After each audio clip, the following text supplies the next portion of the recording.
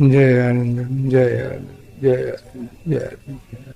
हम लोग जब गुरु आश्रम में रहते थे, वहां जाते थे, गुरुदेव के यानी परम गुरुदेव की खास इच्छा होती थी कि कुछ चीजें, खास चीजें हम लोग को सिखा दें, क्योंकि करना तो साधक को ही पड़ता है।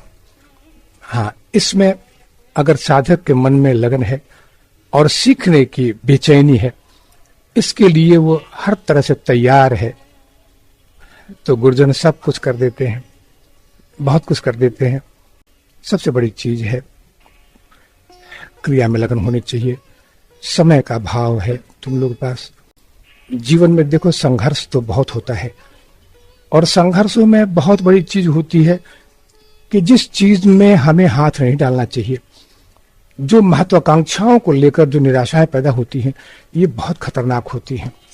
आज का शीर्षक है सम्मोहन। सम्मोहन वो चीज है जिससे हर व्यक्ति सम्मोहित है, हर व्यक्ति सम्मोहित है। अब ये सम्मोहन जो चीज है, ये वैसे ही है जैसे एक ग्रेविटेशनल फोर्स होता है। जैसे ये पृथ्वी सम्मोहित है सूर्य से, तो ये सूर्य के चारों तरफ में घूमती रहती है। चंद्रमा सम्मोहित है पृथ्वी से, तो घूमता रहता है। ऐसे ही हमारा जीवन भी है। लेकिन सम्मोहन के लिए जो मैं 3 चीजें बताऊंगा आज, इसको चिंतन करना। हम लोग के दुख के कारण ही वही है। हम लोग नहीं जानते हैं कि किस रूप में, किन अदृश्य शक्तियों के हम शिकार हैं। इसका अनुभव जिस दिन तुम्हें होगा, तब सबसे बड़ी निराशा होगी, पछतावा होगा कि इससे हमें निकाल बाहर फेंकना चाहिए था जीवन से, जो कि तुम उसको इच्छा से पालते रहते हो अपने अंदर में। चलो, आज की क्रिया का नाम है सम्मोहन ध्यान। ये सम्मोहन क्या चीज है, इसको अच्छी तरह समझो। सम्मोहन कहते हैं, 3 चीजें होती हैं इसमें। एक ईश्वर है, यानी वो सारी शक्तियों का शक्तिमान है, वो सारी शक्तियां निकलती हैं शक्तिमान से, वो है परमात्मा। और शक्ति निकल रही है संसार के कल्याण के लिए। प्रकृति माध्यम बनती है उस शक्ति को बिखेरने के लिए, और हम जीव हैं जो उन शक्तियों से संचालित तो हो रहे हैं, लेकिन संतुष्ट नहीं है। हम संतुष्ट नहीं है, और हम प्रारब्ध भी कोई चीज होती है, इसको मानने को तैयार नहीं है। तब हम उसी परमात्मा की उस शक्ति को जबरन खींचते हैं, कल्पनाओं के माध्यम से, महत्वाकांक्षाओं के माध्यम से, बहुत तीव्र गति से खींचते हैं। अब वो शक्ति तो खींचोगे, आएगी, और जितनी आएगी उतने तुम अपने स्वरूप से दूर होते जा रहे हो और एक शक्ति से सम्मोहित होते जा रहे हो। ये स्थिति बहुत खतरनाक होती है।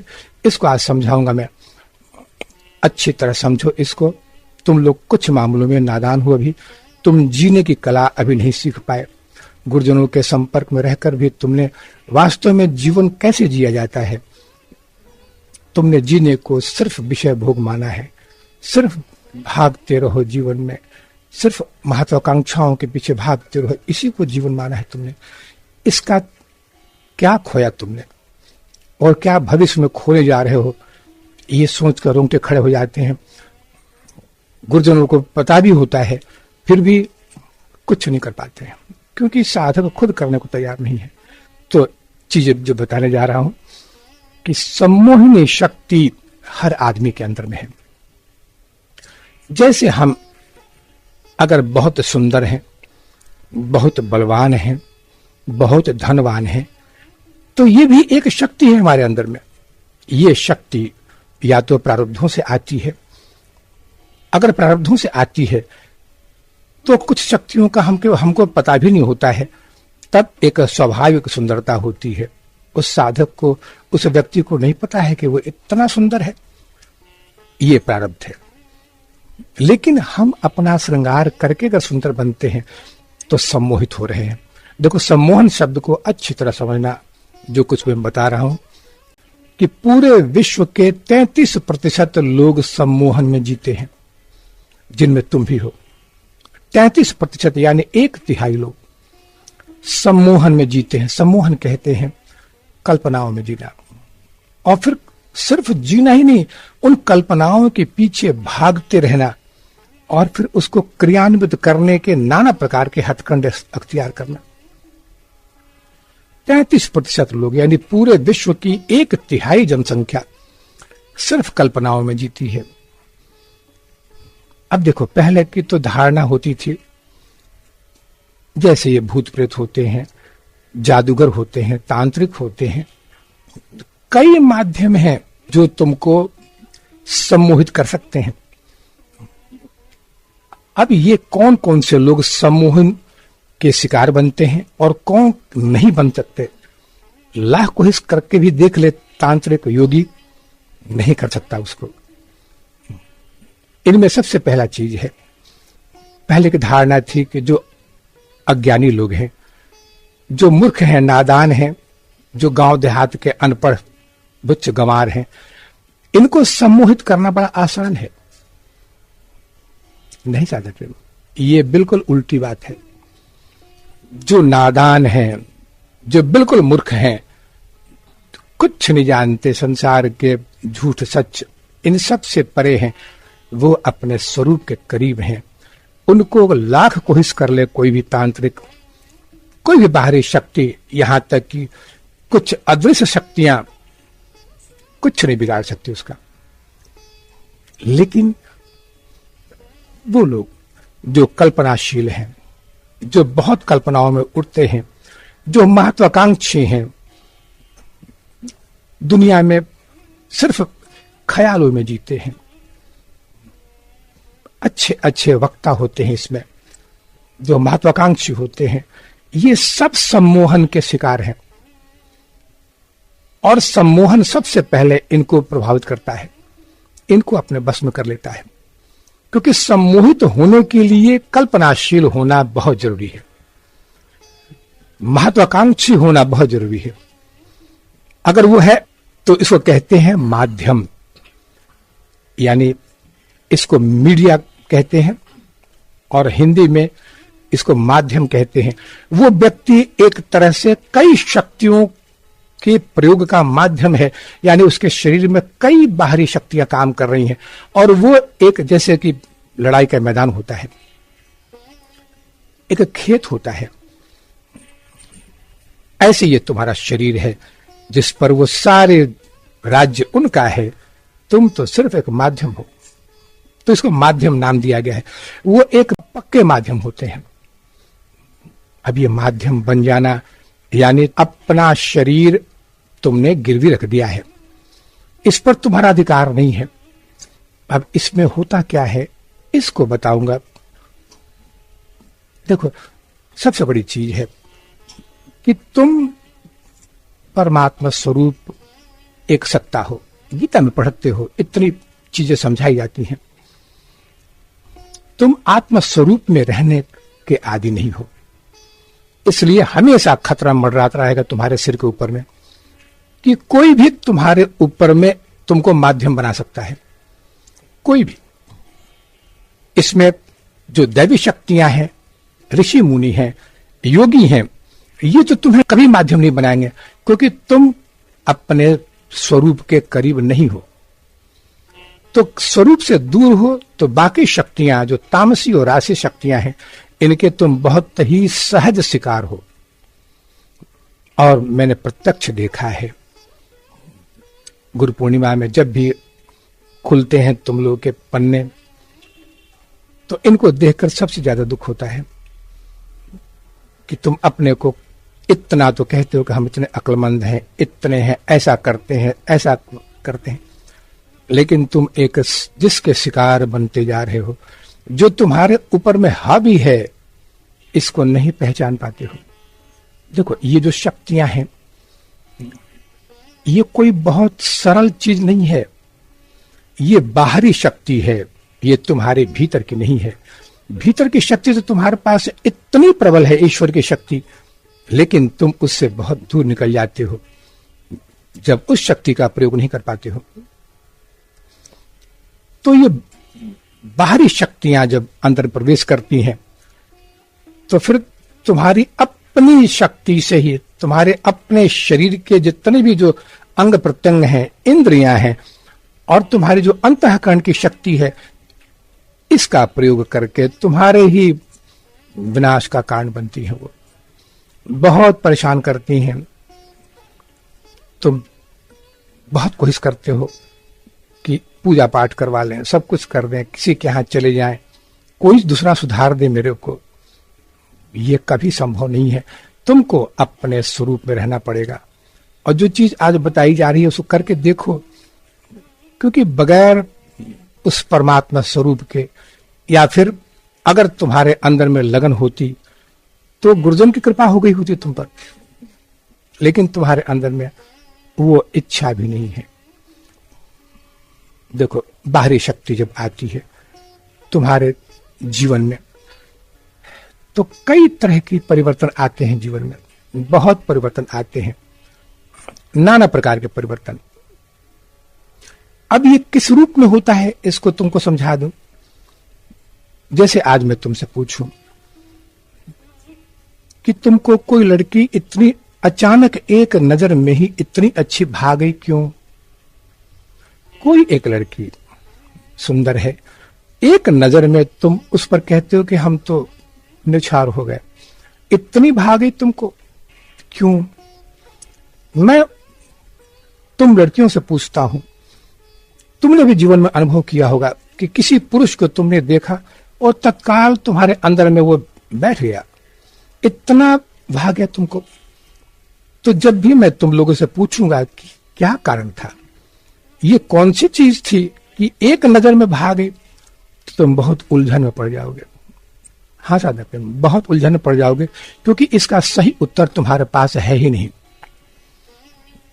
अब जो पुरुष हैं वो ये कह सकते हैं कि उसका नाक नक्शा बहुत अच्छा था गुरुदेव, बहुत सुंदर थी, उसकी नजरें बहुत सुंदर थी, चाल ढाल बहुत सुंदर था।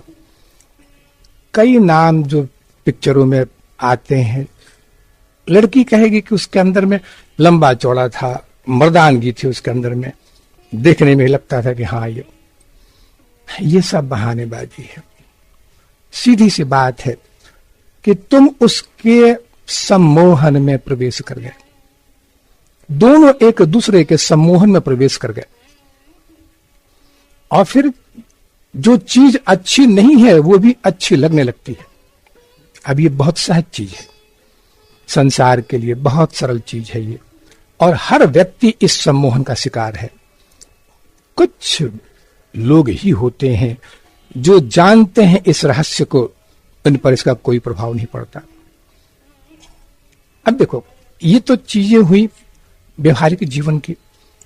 अब हम लोग के जीवन में भी है कि कोई, हर किसी को कोई हीरोइन पसंद आ गई है, कोई हीरो पसंद आ गया है, कोई नेता पसंद आ गया, कोई योगी बहुत पसंद आ गया, ईश्वर का कोई रूप बहुत पसंद आ गया, या गुरुजन का रूप पसंद आ गया।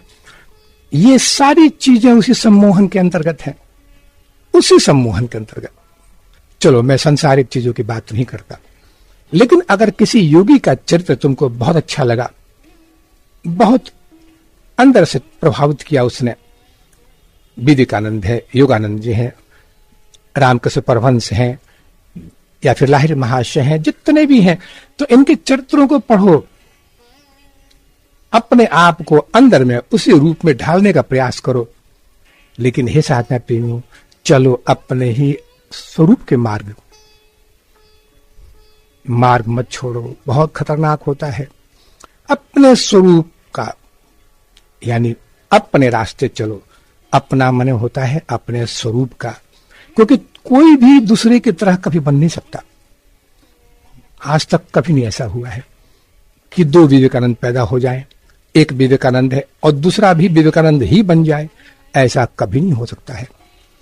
कोई किसी की तरह न बन सकता है न बन पाएगा, कभी नहीं बन पाएगा। हाँ, उसके जीवन से कुछ सीखना है सीख लो, जो कुछ लेना है ले लो, लेकिन बनो अपने स्वरूप की तरह। उसी परमात्मा की तरह, जिसकी तरह बन के वो योगी भी, वो गुरुजन भी अपने आप को उसी के अनुसार बनाए। तो नकल करना आसान होता है, लेकिन जितना दूसरों की नकल करोगे उतने खुद से दूर होते चले जाओगे, और उतने ही तुम माध्यम बनते चले जाओगे सम्मोहन के, और शिकार बन जाओगे।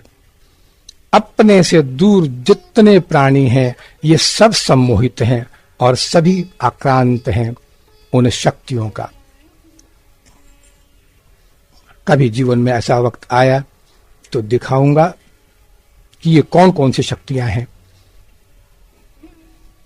बाहरी, जैसे किसी को तिजवी हो जाए, किसी को कैंसर हो जाए, किसी को कोई ऐसी बीमारी हो जाए जिससे वो पूरी तरह आक्रांत हो चुका है, ये सब सम्मोहन है। कोई बीमारियों के सम्मोहन में जी रहा है, कोई संसार के महत्वाकांक्षाओं के सम्मोहन में जी रहा है, कोई रूप सौंदर्य के सम्मोहन में जी रहा है। ये सब सम्मोहन है, यानी सभी अपने स्वरूप से दूर होते चले जा रहे हैं। कोई खुद की तरह नहीं बनना चाहता, और तब वो ईश्वरीय शक्ति हमेशा, इस चीज को तुम जीवन में अनुभव करना कभी, कि परमात्मा चाहता है तुमको अपने करीब लाना। तुम दूर होते हो तो परमात्मा की वही शक्ति विनाशकारी बन जाती है तुम्हारे लिए। कई अदृश्य शक्तियां तुम पर हावी हो जाती हैं। देखो, जब सारी शक्तियों का, जो बाहरी शक्तियां हैं, इनका सिमट कर एक केंद्र पर चले आने का नाम परमात्मा है, और उस एक बिंदु के बिखर कर परिधि पर फैल जाने का नाम ही जीव है। जब वो फैल गया है तो किसी का शिकार हो जाएगा। कोई भी पशु पक्षी तत्काल लपक लेगा तुमको, और फिर अपने हिसाब से उसके अनुसार तुमको रहना पड़ेगा, जब तक अपने स्वरूप में नहीं लौटोगे। अब इस चीज को जो समझाने जा रहा हूं, इसको अच्छी तरह समझो। ये क्या चीज है सम्मोहन? किस तरह सम्मोहित होते हो तुम जब भी तुम किसी चीज की महत्वाकांक्षा की तूने। देखो, एक होता है प्रारब्ध, एक सहज पुरुषार्थ होता है, क्योंकि तुम पुरुषार्थ के लिए ही आए हो। पुरुषार्थ ही तुम्हारा जीवन है, पुरुषार्थ करने के लिए जन्म लिए हो, और पुरुषार्थ से ही ईश्वर की प्राप्ति होती है। ईश्वर प्रसन्न होते हैं, गुरुजन प्रसन्न होते हैं। अगर तुम्हारे अंदर में पुरुषार्थ है आत्मकल्याण का, तो हमेशा गुरुजनों का आशीर्वाद रहेगा। लेकिन तुम अगर संसारिक महत्वाकांक्षाओं को लेकर और फिर ईश्वरी की उन शक्तियों को पाने की उम्मीद लगाकर बैठे हो जो तुम्हारे प्रारब्ध में नहीं है, और संसार के लिए तुम प्रयोग करना चाहते हो, तो सम्मोहित कर देंगी ये शक्तियां तुमको। जितने दूर जाओगे उतने सम्मोहन में डूबते चले जाओगे। तो जैसे कि तुमने कल्पना की कि हमको अमुक बनना है, टाटा बिरला बनना है, या फिर जो भी है, मन की अपनी कल्पना है। ये जब होता है तब तुम्हारा संबंध व्यवहारिक जगत से सिमट कर कल्पना जगत में पहुंच जाता है। यानी अब जब भी लोग तुमको देखेंगे तो तुम एक कोने में बैठे कल्पना में इन गहराइयों में डूबते रहते हो, सोचते भी हो वही, करते भी हो वही, सपने भी वही देखते हो। अगर कहीं कुछ लिखना होता है तो तुम्हारा सारा चीज कल्पना का उभर जाता है तुम्हारे उस लेखनी के माध्यम से, यानी वही तुम्हारे जीवन की रफ्तार बन जाती है। अब तब क्या होता है, अब कल्पना करो कि वो कल्पना, वो घटना और वो विचार, जैसे तुमने एक कल्पना की कि मुझे ये बनना है, या फिर वो व्यक्ति मेरा सम्मान क्यों नहीं करता, या फिर मुझे उसको नीचा दिखाना है, मैं जो चाहता हूं वो क्यों नहीं होता, मैं चाहता हूं कि मैं आगे बढ़ जाऊं वो नीचे आ जाए, या फिर मुझे जो सम्मान मिलना चाहिए परिवार में नहीं मिलता है। ये कल्पनाएं कचोटती रहती हैं अंदर में, ये विचार कचोटते रहते हैं। और अब तक तो वो विचार थे, वो जड़ थे, इनकी कोई शक्ति नहीं थी, लेकिन तुमने उनको आश्रय दे दिया। अब आश्रय दिया तो तुम्हारे अंदर प्रवेश करते ही उन्होंने अपना एक बसेरा बना लिया तुम्हारे अंदर, इसी शरीर और मन में बसेरा बना लिया।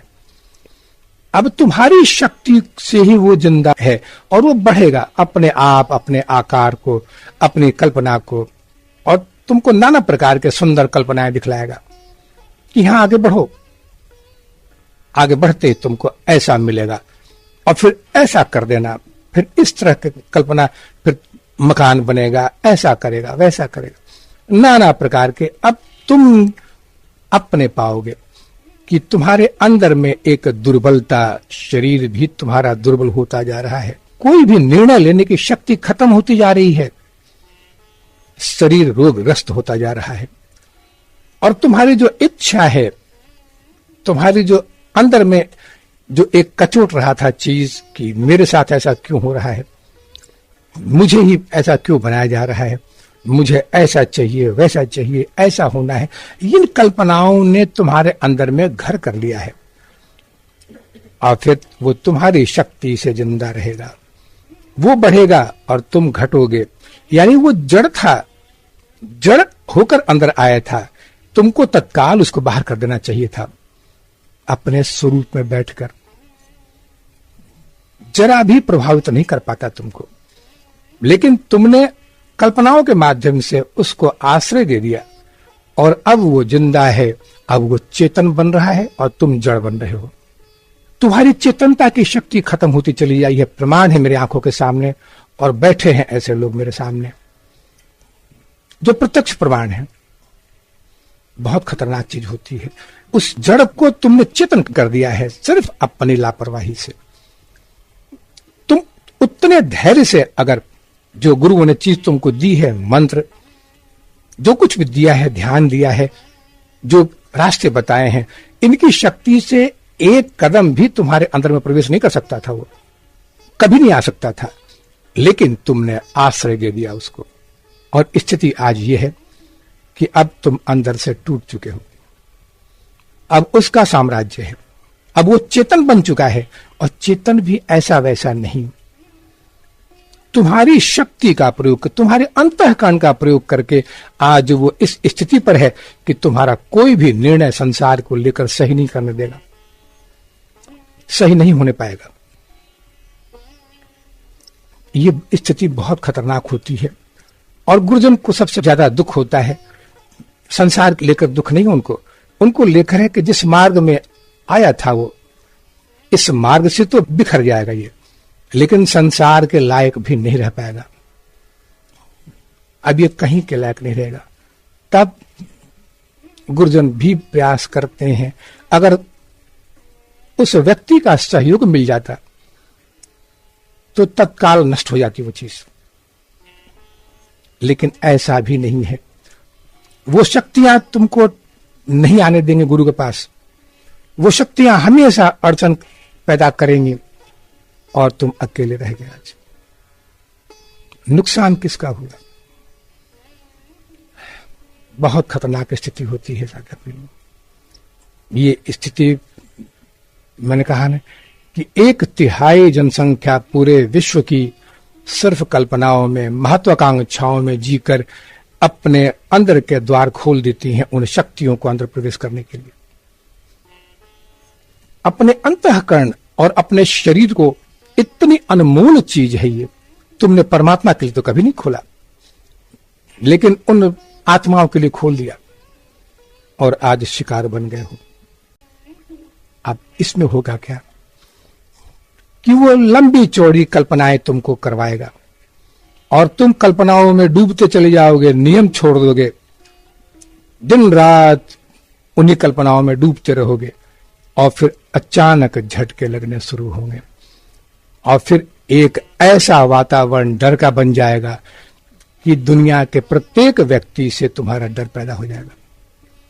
हर किसी से डरोगे, यहां तक कि अपने बच्चों से, अपने परिवार से, सबसे डरते भागते फिरोगे। पता नहीं ये कहीं मेरी हत्या न कर दे, हर कोई मेरा दुश्मन है, ये डर था ना प्रेमियों। अब ये अवस्था तो बहुत लंबी नहीं चलती है, महीने 2 महीने में ये अवस्था शांत हो जाती है अवस्था शांत हो गई है, लेकिन इसके बीज नष्ट नहीं होते हैं। बीज नष्ट करना बहुत जरूरी होता है। ये बीज नष्ट जब तक नहीं होगा तब तक तुम्हें शांति नहीं मिलेगी।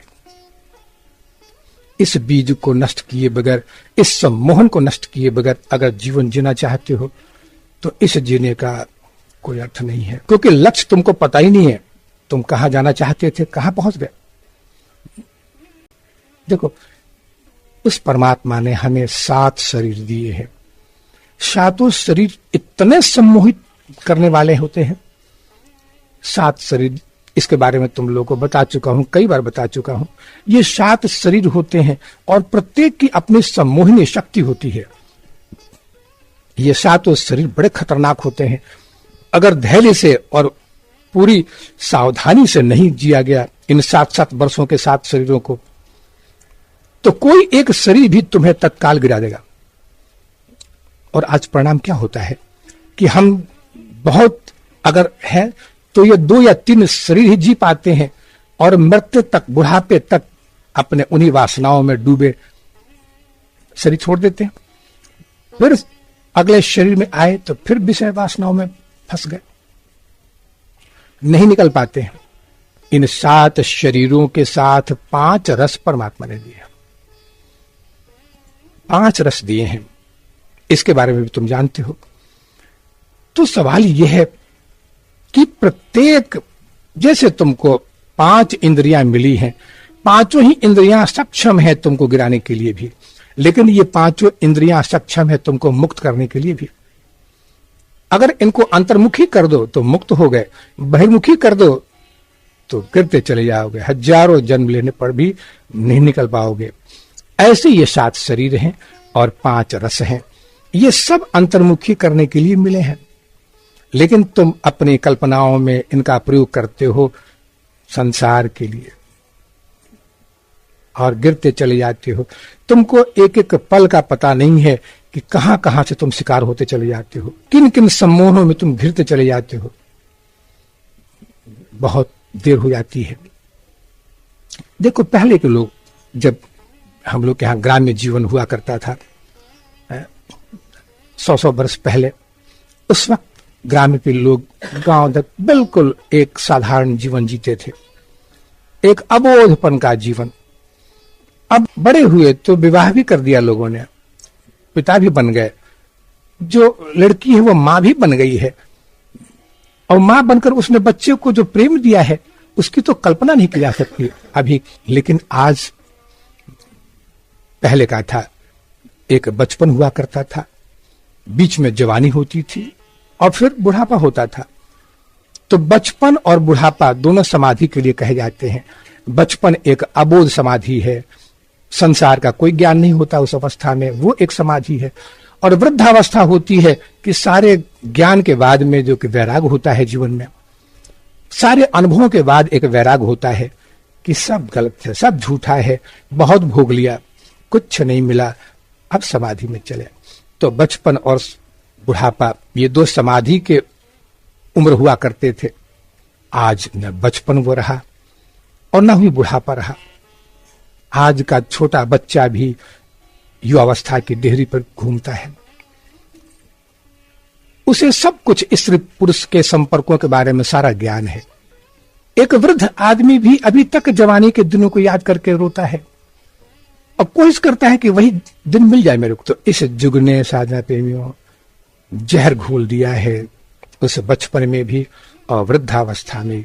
जवानी तो मानते हैं कि वो उमंग है, इसमें गिरना कोई आश्चर्य की बात नहीं, लेकिन उठने की भी तो उम्र थे, ये भी नहीं हो पाया। पहले की मां अबोध हुआ करती थी, बिल्कुल अबोध, उसको पता ही नहीं कि हम मां बन गए।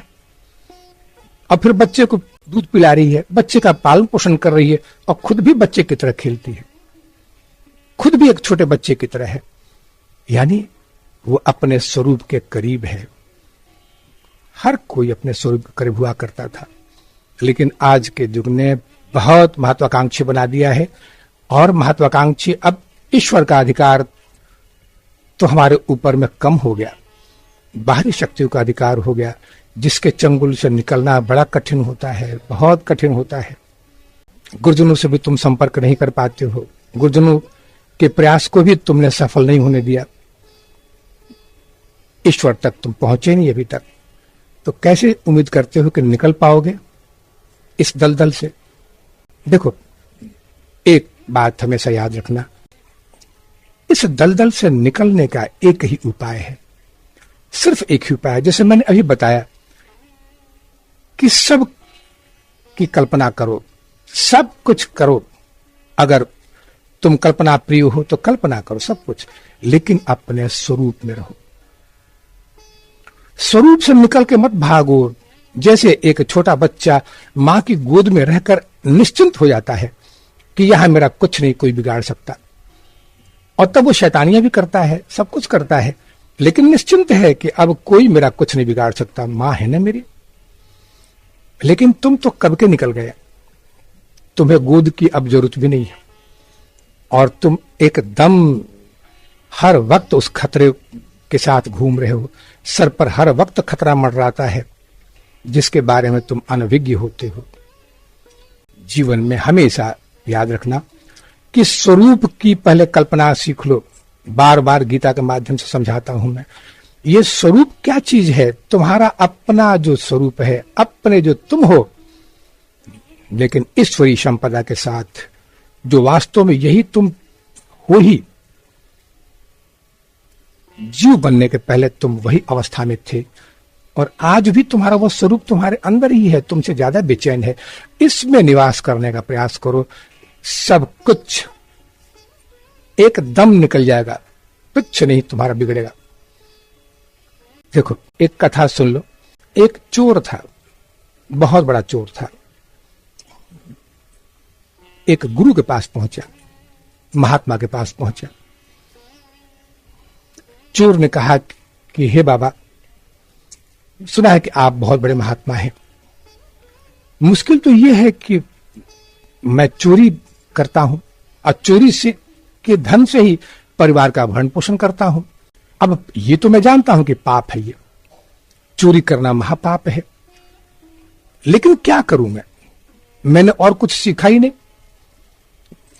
अब जिस महात्मा के पास जाता हूं सब कहते हैं कि चोरी छोड़, लेकिन मैं चोरी नहीं छोड़ सकता।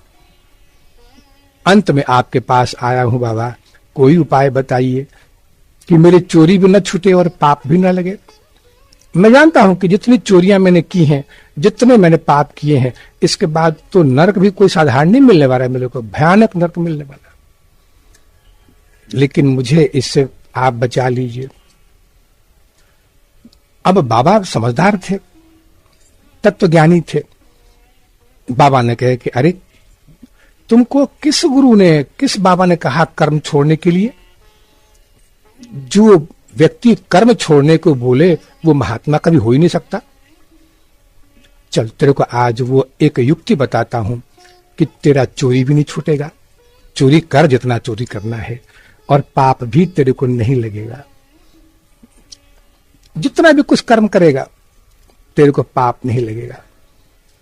अब चोर को बड़ा आश्चर्य हुआ कि बाबा ऐसा भी कोई उपाय है क्या?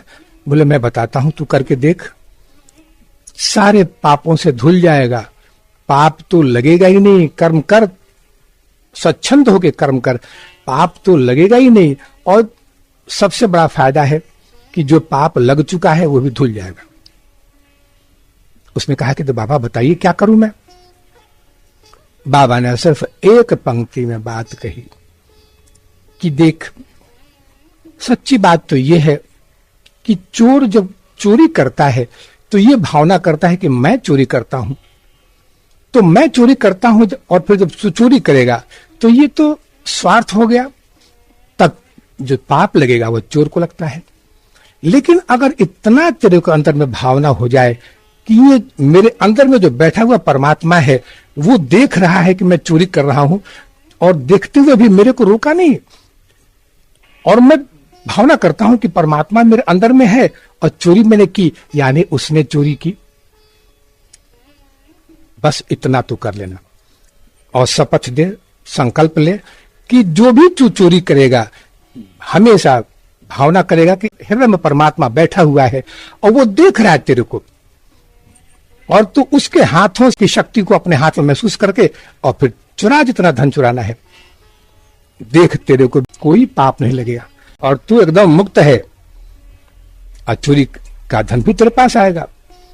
उसने कहा कि तो बड़ी सरल तरीका बता दिया बाबा आपने, सचमुच बहुत आसान है, ये तो मैं कर ही सकता हूं, अब मैं करूंगा इसको। और फिर गया और 1 हफ्ते बाद डंडा लेके पहुंचा बाबा के पास। बाबा तुम बहुत चालाकी की मेरे साथ, धोखा दिया तुमने मेरे को, जब से तुम्हारे पास में गया हूं तब के बाद में कल मेरे को पहली बार मौका मिला कि राजकोष में मुझे अंदर प्रवेश हो गया मेरा। मैं पिछले दरवाजे से राजकोष में पहुंच गया, जहां के हीरे मणि जवाहरात सोने चांदी से सारे भंडार भरे हुए थे, और आज मुझे खाली लौटना पड़ा वहां से तुम्हारे कारण।